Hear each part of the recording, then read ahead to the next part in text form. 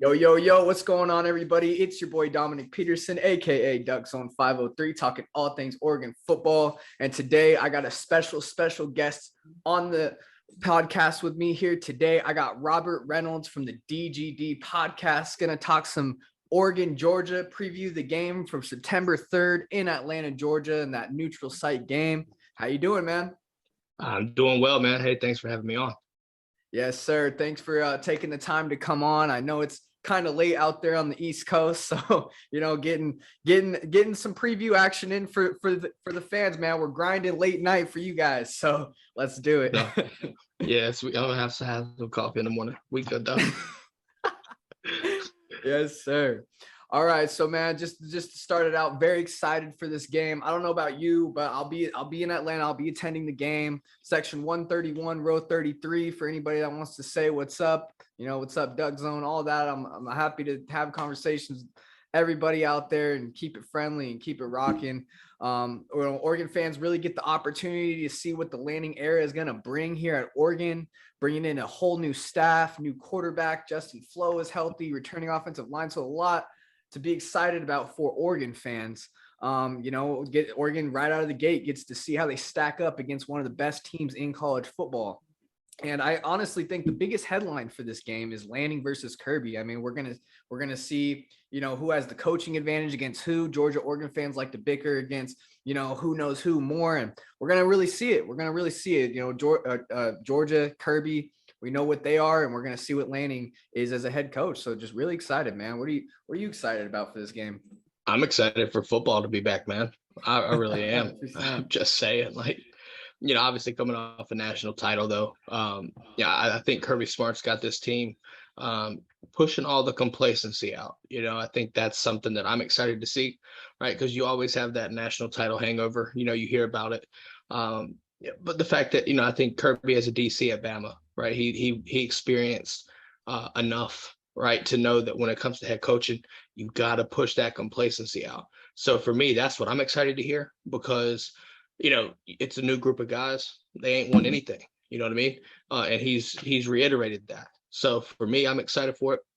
And obviously, listen, Coach Lanning comes from Georgia, wins us a national title, goes to Oregon. Listen, all respect to him. Look at how he handled things, right? Look at how he handled things from the time that he accepted the Oregon job, right?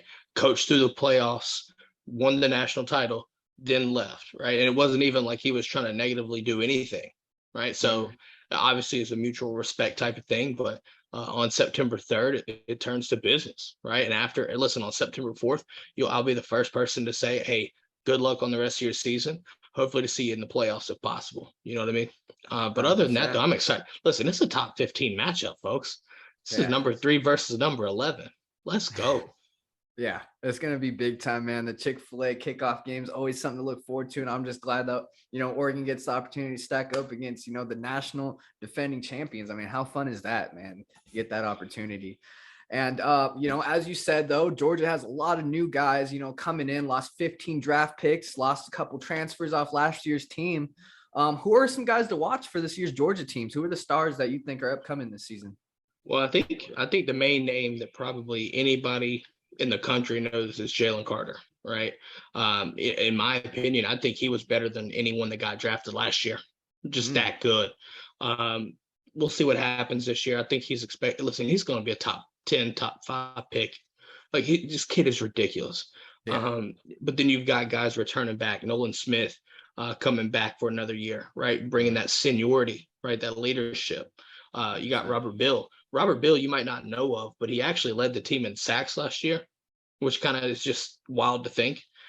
He's returning, right? And then you got guys on the defensive side of the ball that are returning back from injury, right? Tyke Smith, was out all year basically. You got Chris Smith, coming back. Now, he wasn't injured or anything. He's coming back. Listen, we got a lot of guys, right? And offense, it's the same thing. You lost a couple guys, especially on the offensive line, and Jamari Sawyer. But listen, you've got guys, Tate Ratledge coming off an injury, right? He was hurt from the Clemson game on. So he's coming back healthy. right? And expected to take over a guard spot. Listen, I'm excited for it, man. But defensively, like I said, I think you look at Jalen Carter's probably your main name. Yeah. And then after that, listen, it's how do you're not going to replicate the same way, right, without Jordan Davis. You're just not. What is your production going to look like without him, right? I think you look at a couple guys that I think have to take big steps this season. You look at guys like Zion Logue is the name on the D line that I think. You also have Tyrion Ingram-Dawkins. That's another one. But then Warren Brinson's another one. But I think there's some freshmen that I think is going to turn some heads. I don't know if it's necessarily against Oregon, but I know they're going to be freaks. Michael Williams, Kristen Miller, Marvin Jones Jr., just to name a couple. So I think, as we look forward to this season, right, I think you definitely Jalen Carter, and there's just a lot of names you can go about. I'm just excited to see what these guys look like, man. Yeah, no doubt, man. Georgia, they correct me if I'm wrong, but Kirby's had a top 3 recruiting class for the last 5 years, pretty sure. For the most part. You may have seen a fourth. You may have seen a fourth or fifth, but it's been in the top 5 since he got there outside of 2016. Yeah, 100%, man. That's what, a lot of Oregon fans that they like to point to, they lost a whole bunch of draft picks, but I tell them all the time, this isn't a rebuild situation. This is just a reload. You look at the recruiting classes over the years, you just look up and down the Georgia roster. If you pay attention to recruiting, you see a lot of names that pop out to you. So no doubt, got some players to watch here for Oregon on the offensive side of the ball. We bring in a guy that a lot of Georgia fans know, Bo Nix. He's not named the QB1 starter officially yet, but a lot of Oregon fans speculate that he will be the QB1 heading into the week 1 matchup. Also got that quarterback competition with Ty Thompson. Something to Ty watch. Thompson, Jay Butterfield. There's a big competition that those young guys, I'm really excited. Bo Nix really stood out to me in the spring game, passed, for 3 touchdowns and really exploded on the scene. But Ty Thompson went to the Manning Passing Academy camp. So he's gonna be competing for that spot for sure. Another guy to watch on the offensive side that not a lot of Georgia fans probably know is Seven McGee. Seven McGee was a really highly ranked recruit. Yeah, running back. Oregon's probably going to use him as in the slot as well. Was used as in the slot a lot in the spring game and really showed out for 6 catches, 116 yards, and a touchdown during the spring game. Now, given it's a spring game, but still, really like to see the highly rated recruits you bring in show out. And another young guy on the receiving end is Dante Thornton, another highly rated recruit wide receiver, one of the highest rated recruit wide receivers that Oregon's ever signed. In the 2021 class, he was the number 10 wide receiver according to On3. Has really, really good size and speed. 6'5", 185 pounds, just going to be an absolute weapon out there. Played a little bit his freshman year, a little bit, but with the guys, we're really senior and junior heavy. But with those guys going to the league and some guys transferring out, there's going to be a lot of young guys like Dante Thornton, Troy Franklin, Seven McGee on the offensive side. Y'all even bringing in Kyler Casper, if I'm not mistaken, reclassified. Yeah, that's a big time get too. Yeah, 100%. Another tall receiver as well. 6'6", I'm pretty sure. Kyler Casper's coming in as a reclassified in the 2022 class. So a lot of young weapons, a lot to be excited about, just unproven. Just a lot of unproven talent. So that's what I'm saying. It's going to be really great to see these guys get to compete against, not a Portland State where you're just going to dominate and, you don't really get to see what your team's about. I really am glad to see what they are going to do against Georgia. Then on the defensive side, everybody kind of knows Noah Sewell. I mean, that's the star of our defense, led the team in tackles last year with 114 tackles. Just an absolute monster. He's a little brother of Penei Sewell in the NFL, offensive tackle out there, really killing it in the NFL. Next to him, we got Justin Flo. Hasn't really got the opportunity to play coming off, injuries off the last 2 years, one to the knee and stuff, but was the number 1 rated linebacker in the class of 2020, got paired with Noah Sewell in that same class. Sewell was the number 4 linebacker. So big time recruits coming in the middle for Oregon there, and they're going to really get their chance to play together this season. A lot of Oregon fans are really excited about that. Flo played in one game last year against Fresno State and really showed out, 14 tackles and a forced fumble. So we know he's got the talent to be out there and really make the plays and living up to the hype, and he's going to get a full season to do it. And then lastly, I like to mention here on the defensive side is DJ Johnson. Now, Kayvon Thibodeau, top 5 pick, leaves the team. We're going to need somebody to replace that. And I think DJ Johnson is that guy. In the spring game, really showed out with 4 sacks. Now it's a spring game, can't even really sack the quarterback like that. But, you see him getting there. Cristobal, former coach that left to Miami, he went ahead and was playing DJ Johnson at tight end. So, right when Tosh Lupoi, the defensive coordinator that just got hired at Oregon, came in, he instantly said, dude, you're going to the edge position. I don't know what they were doing with you at tight end. He looked good in the spring game too. He could not be stopped. Yeah. Yeah, he was getting there, man. And I'm really excited. So those are some players to watch on the Oregon side. A list of players as well. Oregon's been doing pretty, not as well as Georgia, not top 5 every year, but being a top 20 class. Cristobal was really bringing that recruiting echelon, and I see Lanning really. Sorry about that. I see Lanning really, keeping that recruiting trail going for sure. It won't surprise me to see him get in the top 10 consistently. Listen, Georgia, like one of the things about Lanning, right? You mentioned 2 linebackers. Georgia knows all about Flo, and they know all about Sewell. Because when yes, y'all got both of them, but Georgia, guess who was recruiting them to try to come to Georgia? Yeah, Dan Lanning. Yep. He knows all about them, right? 100%. So I guarantee he's licking his. He's got both of those guys in the fold. Like, it's just no question. But I think that's going to be interesting to watch out, see what he's able to do with those guys.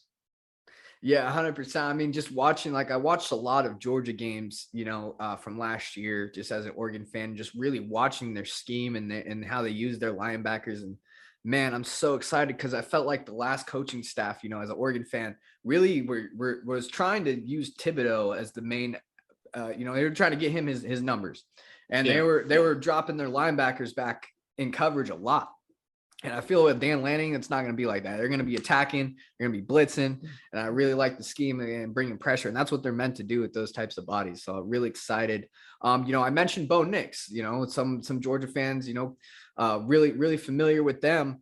A lot of, I think Oregon fans are really, really excited in getting a new player because, with Anthony Brown, say what you want about him. A lot of Oregon fans, gave him a lot of crap, and we bring in Bo Nix now. And as someone who really watched Bo Nix for the last 3 years, what should Oregon fans expect out of Bo Nix? And just give us the real, give us the real. Well, who's really Bo Nix? Long story short, you're going to get better than what you saw at Auburn, right? From a Georgia perspective, listen. What you saw from Bo Nix against Georgia was not pretty. But in my opinion, I think that's a terrible offensive line and supporting cast around them. Listen, last season, right? Just this past season, there were several plays that he made, right? Getting out of the pocket, things like that, making throws. But his supporting cast didn't help him out. They just didn't. And I'm talking that led to stalled drives, that led to dropped touchdowns. Touchdowns got dropped. Yeah. I don't see Oregon. I think Oregon's going to give him more protection. I think they're going to give him a better receiving core. I think you're going to see him thrive a little bit more at Oregon than what he had at Auburn. It was rough for him. The reason why you always saw him running around was because of shitty offensive line. So that's just what it was. It was just really 100%. What it was. Yeah, 100%, man. I think another thing too. I think Georgia really, Nix really has an opportunity to put up career numbers playing in the Pac-12 as well. I mean, when you're playing at Auburn against those SEC schools week to week, I mean, it gets really tough. So as long, you bring in the experienced O-line, highly rated recruits on the edge, it's a little unproven. So yeah, I think Bo Nix is going to do well here at Oregon. I really do. I think it's going to be an upgrade from last year from Anthony Brown. I personally thought Anthony Brown was solid as an Oregon fan. I didn't think he was awful. Not obviously not a Heisman contender, talking about him as a Heisman, obviously not. But I think he was solid, man. You see in the Ohio State game, he made the right passes and put it down the field. And I think as long as Bo Nix can do that, and he doesn't have to be a superstar here at Oregon. I mean, I think Oregon's got the roster around him to be really successful. 100%. Yeah. Well, I mean, like I said, I think you look at the receiving core that he had. He didn't have any help and this guy came from Georgia, right? But Demetrius Robertson was your best receiver, and it wasn't pretty. It just wasn't. Yeah. Like I said, I think he's got a significant upgrade from what he had at Auburn. And listen, and Dillingham, I think will get the best out of him. So, you mentioned him playing Pac-12 defenses as well. Listen, when you go to the Pac-12, it just says what it is. You're not playing Bama and Georgia every year like you are against when he was at Auburn. You're not doing that. Listen, you've got Oregon State, you've got Washington, right? They're not the same. So I would expect it to be a little bit easier for him. Listen, coming from the SEC, most everybody should know that it's a defensive-driven type league conference. You know what I mean? He saw the hardest of he saw the best of the best. So you go into the Pac-12. I think he's going to be easy. I would assume, right? We don't know yet, but I think he'll do just fine. Yeah, 100%. I expect great things for Bo Nix in this game. Big game against Georgia, September 3rd, neutral site game. Got to ask, man, are you going to the game? I will not be able to. I will be watching from home. Okay, great. Well, hey, man, that's the best place to be. Right on the couch, you go to your fridge, go to the bathroom, no lines, watching from home is the best place to be. As much as there is some convenience there. So, yeah, 100%, man. Love it. Well, Georgia's an 18-point favorite here in this game. So, there's a few, a lot of advantages that Georgia has on the field against Oregon. But, where do you think that the Oregon Ducks could attack Georgia and be most successful in this game? If I'm Oregon, I'm testing the secondary and the linebackers. Listen, and y'all, I'm sure you're aware. You mentioned it, 15 draft picks. That includes all of our starting linebackers, right? That's Channing Tindall. That's Quay Walker. Quay Walker, first round pick. Channing Tindall, early fourth to the Dolphins, and then Nakobe Dean was first round talent that just ridiculously fell to the third. You're replacing those guys, right? And listen, it's not a matter of talent; it's a matter of experience. Listen, the one thing that I will say about Georgia is, last year we had a lot of guys rotating in, right? Outside of Nakobe, right? Nakobe pretty much stayed on the field. He was the general, right? There's no question. We saw a lot of guys being able to rotate in. So looking at that right there, I think you're going to have to attack the linebackers. If you can we also test the D line, really. You don't have to worry about Jordan Davis right now. Right, you don't have to worry about Trayvon Walker off the edge.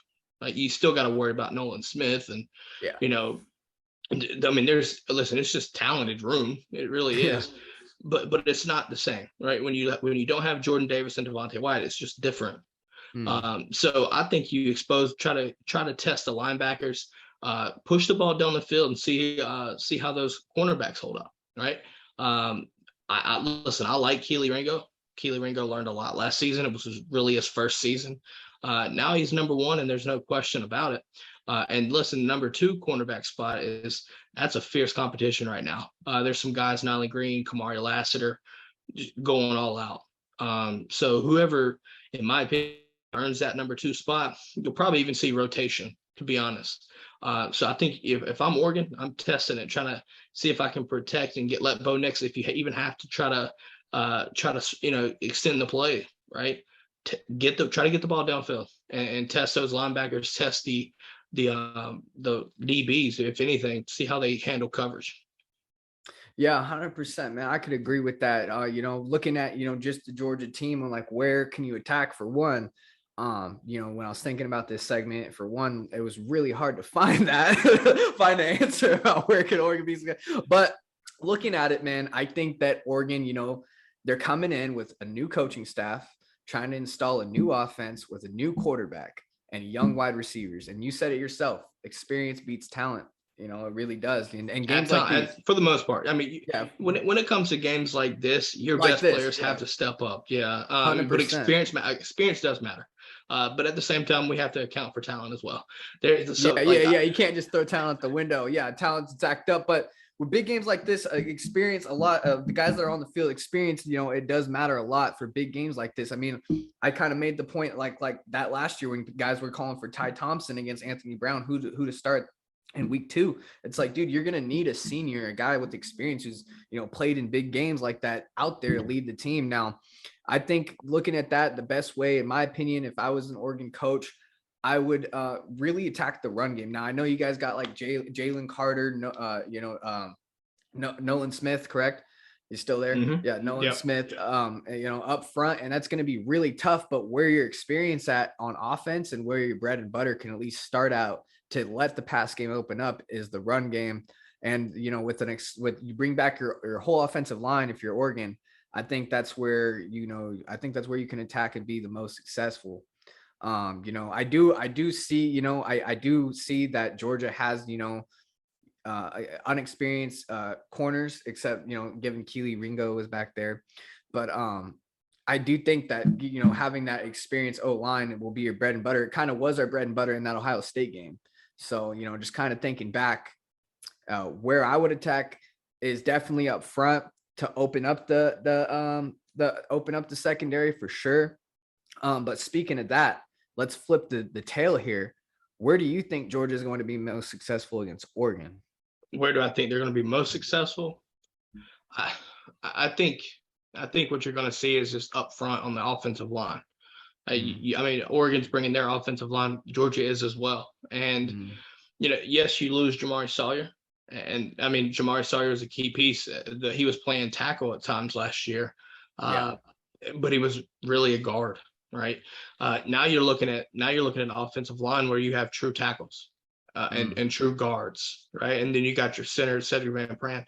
I mean, if you're looking at like Broderick Jones or Amarius Mims, I think you might even see a little bit of rotation, depending on might be not as much against Oregon because this is kind of the matchup. You know what I mean? But our schedule, the way it is, I think you're going to see some rotation for sure. Get these guys some playing time. I think with another guy that could take over the left guard spot, I think he probably will, in my opinion, is Devin Willett. Kid's huge. I would say like 330, 340, kind of that big, right?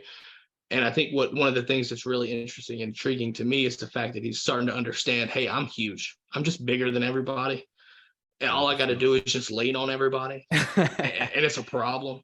Yeah. And he's starting to get that. And for me, right, the offensive line, right? Because listen, our running backs are ridiculous. That's just typically what Georgia does, right?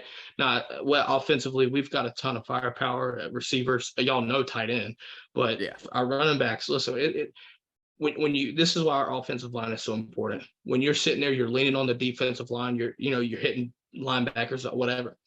When it comes to the third and into the fourth quarter, and you're running, you're sitting there running plays, you've got a fresh running back, and your defense is tired, and because you've been leaned on by a 340-pound guy for the whole game. That's what Georgia rode that to success last year. Right, we 100%. Threw it more than what we typically did in years past. Since Todd Monken's been there, we've kind of opened up a little bit more of the passing game, which I'm all for. But what I like to see is, right, like assert your dominance, right? Assert your will, right? You look at what we did first game last year against Clemson. There was a telltale drive to me in that game that not only did it seal the drive for us, but ironically, that same situation got us down in the national title game. We did the same thing to Alabama and scored. We didn't score against Clemson. We scored against Alabama, right? That was the Brock Bowers touchdown. So obviously, I want to see that continuation. I think if we're able to do that, it'll wear the defense out because you're going to have to rotate guys, right? Yeah. Georgia's going to rotate defense. So your offensive line is going up against somewhat fresh guys. It's just what's going to happen. You saw this last year. It's not going to change. We're going to rotate. Honestly, I expect rotate too. Lanning knows what's going on. He knows. So I think we have to take and control the line of scrimmage, both sides, but I think more so offensively, protect Stetson, give him time to make the decisions and drive down the field. Yeah, 100%. That's a great point. Great point. Offensive line is, throughout the game, especially in those third and fourth quarters. That's where Oregon, throughout history, playing these SEC schools, big SEC schools, they compete. I mean, just look at 2019 when they played Auburn. I mean, they were up big, and then you get in those third and fourth quarters, man. And my cousin, Randy, he's an older cousin. He's an Arkansas Razorback fan. I got on the phone with him after. Woo Pig. Yeah, Woo Pig. Yeah, he always says that.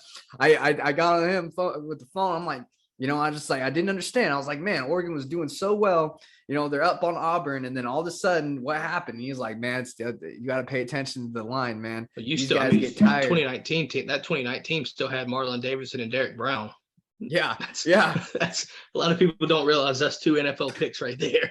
Yeah, man, and it tired out Oregon front, man. Just young Roger McCreary as well on the outside too. So yeah, they had some. Oh, that was Bo Nix's freshman year. So yeah, yeah, we played Bo Nix that year. That's how I was a little familiar. Yeah, and we beat that ass too that year too. I'll take it.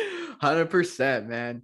So I think, I really agree with that. I think O-line is very important. I think, rotating guys is important throughout the game on both sides of the ball as well. And, as you said, we know tight end. And I think that's the biggest advantage, in my opinion, as an Oregon fan, especially watching last year what happened to Oregon against Utah's tight ends, is that you guys have not 1, not 2, but 3 of the best tight ends in the country.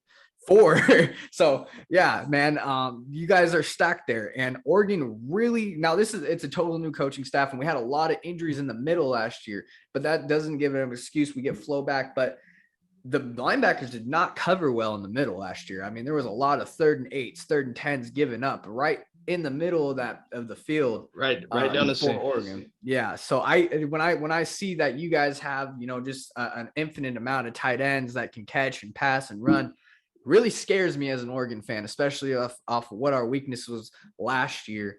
Let's get into your 3 biggest keys to victory here. What's your 3 biggest keys for a Georgia victory for this game?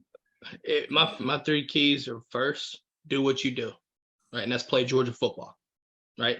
Stay true to your game plan, right? Inside out, work inside out, dominate the line of scrimmage, right? That will translate to other things. Number 2, I'm looking at it right here. Your key guys are going to have to step up. You have to step up in this kind of game, right? While we saw think about it this way. It's kind of this marquee matchup where you got a Clemson last year, right? In that game, the defense completely showed out, right? But the key thing, the key was Jordan Davis, Nakobe Dean, Trayvon Walker. The guys that we expected to be the impact players made impact plays. And this is no different. This is no different, right? I look at it as any game, but this game is just a little bit bigger, right? So I think your guy, Jalen Carter, Nolan Smith, right? Figure it out. Going to have to make plays. Go make plays.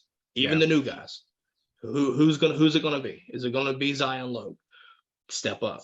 Tyron Ingram, Dawkins, step up. Freshman, who knows, right? So that's number 2. And number 3, try to find that alpha, right? I think you're going to see a lot of inexperience, not really a lot of talent. Like I said, the inexperience is going to be here, right? We got to figure it out and get gelled quickly, because I know Oregon's going to test our linebackers because they're inexperienced. Which guys are going to make plays? It translates back to number 2. But if I'm number 3, figure out the pieces, what gels best. You're going to see a lot of rotation, right? Make plays. Number 2 translates to number 3. Get it figured out. Once you get it figured out, things will click, right? You'll start to see that clicking. After Oregon, Georgia doesn't necessarily have the brutal schedule, right? I think you look at, you would go Samford in week 2, and then we play South Carolina week 3. Now, I'm not saying anything bad about South Carolina, but in my opinion, it's not the same as an Oregon game, right? Yeah. So I think those are the 3 keys right there. And if you want me to add a 4th one, don't make mistakes. Limit your mistakes. Stetson Bennett, we saw what you did last year. Be efficient, be smart with the ball, limit turnovers. That's how you win the game. 100%, man. Yeah, it kind of leads into my keys for an Oregon victory here. I start with number 1, what you just went off of, win the turnover battle. For sure, for Oregon as a big underdog on the road, you're gonna have to get, you're gonna have the ball bounce your way once or twice if you're a big underdog like this. It's just given. Big atmosphere. I think number 2 for Oregon is, I said this earlier, keeping the Georgia tight ends under 200 yards receiving. I think that's really important. Between all of them, I think if they start going off for over 200 yards and they're getting most of their production from their tight ends, Oregon, it's going to be really hard to slow that down and that's going to, it's just going to open up the run game, play action game. It's going to look ugly for Oregon if these tight ends get rolling. I think that's first and foremost what you're going to try to do with Georgia, because Georgia, looking at a lot of their games last year, they really used their tight ends really well for their offense. And third for Oregon, I think Nix is going to have to throw over 250 yards. I don't think he's going to have to be a star, like I said, by no means, but he's going to have to play a solid game and play and, get these key 3rd down conversions, 4th down conversions, and, really play a clean, solid game. And that's going to rely on an offensive line that can keep him clean and not running around like with a chicken with his head cut off like it was at Auburn. And I think if Nix, can have a solid game like that, that tells me that the run game opened up, because I think, for this pass game for Oregon to work, I think it's all going to start with the run game and trying to get 4 to 5 yards a carry. So in order for Nix to play a good, solid, clean game, I think it's going to have to have a good run game as well, which I pointed out with the offensive line. Oregon bring back some experienced offensive line. I think that's where their strength is. So hopefully that's what Oregon can do. Hopefully Nix can get in a groove and win a couple turnovers and go the Ducks' way. That would be my what I would want to happen, obviously. But let's get into score prediction here, man. Let's final score prediction. You go ahead. You can go first. Well, I think, you mentioned the 18-point favorite. Listen, I don't see us covering. I mean, listen, we covered last year to the point where people stopped betting on us. Vegas wouldn't put our number out because we just covered. I don't see that necessarily happening in this game. 18 seems a little bit steep to me. I get it, but at the same time, I don't feel comfortable there. I think I look at a score like maybe 34-20. I think, and it's not, it sounds bad, but I think you look at the second half, and I think Georgia's talent and the depth will kind of take away there, right? That defense, we don't know exactly what's about to happen, but I'm sure as the second half, listen, Kirby is an excellent in-game adjuster, right? Halftime adjustments, he's excellent at that. And listen, Lanning is too. Lanning is as well. But I think it's going to come down to turnover battles, right? I think like you said, we talked about that. Yeah. I'm not knocking it, but I think Bo Nix will probably cough the ball up one time. I think you'll see a pick. Listen, and that's okay. Like, it's okay. Like, I try to tell people, like, if Oregon were to lose this game, it's not necessarily a bad loss. Like, don't get blown out like we did Vanderbilt, right? Like, don't get like, it ain't gonna be like that. But if you lose, I think there's a lot to take away, right? Listen, Oregon, this is your first year head coach, first time head coach.